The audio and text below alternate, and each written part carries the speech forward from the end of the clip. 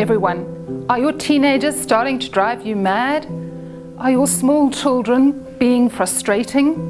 And if you listen to your husband or wife tell you once more the same story, you feel as though you're going to scream?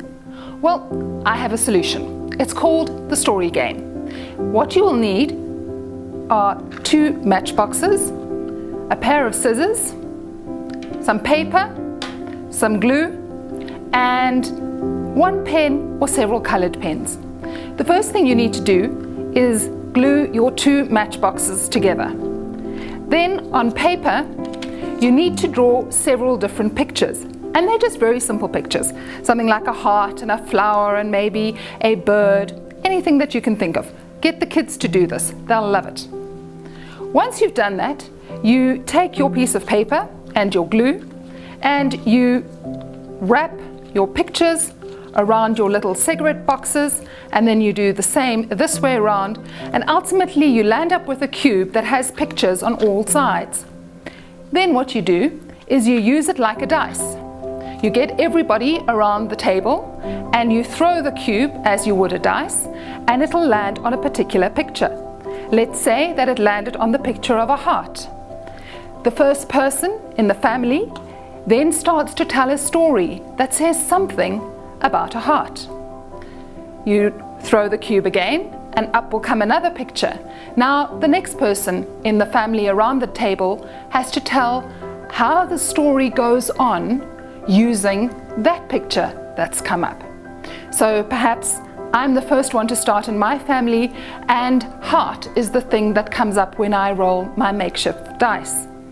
So I begin a story by saying, once upon a time, a long time ago in South Africa, people felt as though they had lost their hearts. And if I think that's as far as I'm going to go, I stop at that point and I give the dice to the next person in the family. They have to roll the dice and continue the story. This is a wonderful way in which to change the dynamic of the dinner table. It stops people from saying the same old thing that they've said 100 times. It's also a great way to get teenagers involved, because teenagers can be quite sullen and difficult to communicate with.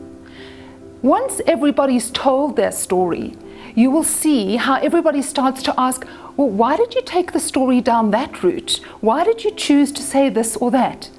And the most interesting things are going to come from your children.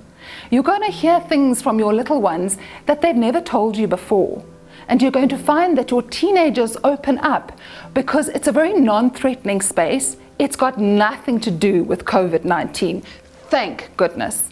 And it's a wonderful way to get everybody to loosen up and to share things that in the normal course of life and our busyness, we just haven't had the time to share. So this little video, I hope, is a reminder that however difficult COVID-19 is, it is an opportunity for us to come together as families. It's a chance for us to listen to stories we haven't shared in a long time because we've been so busy. It's a chance for you as parents to tell your children the stories that your grandparents told you, those stories that you heard when you went back home to the village and you sat around the fire. These are the stories we need to pass on, and COVID-19 is giving us that chance to do just that, pass these stories on. And the story game is a great way to begin that exercise. I hope this works for you and your family, and that you begin to learn something new about each other. As we continue in this difficult time of COVID-19, stay well, stay safe, and God bless.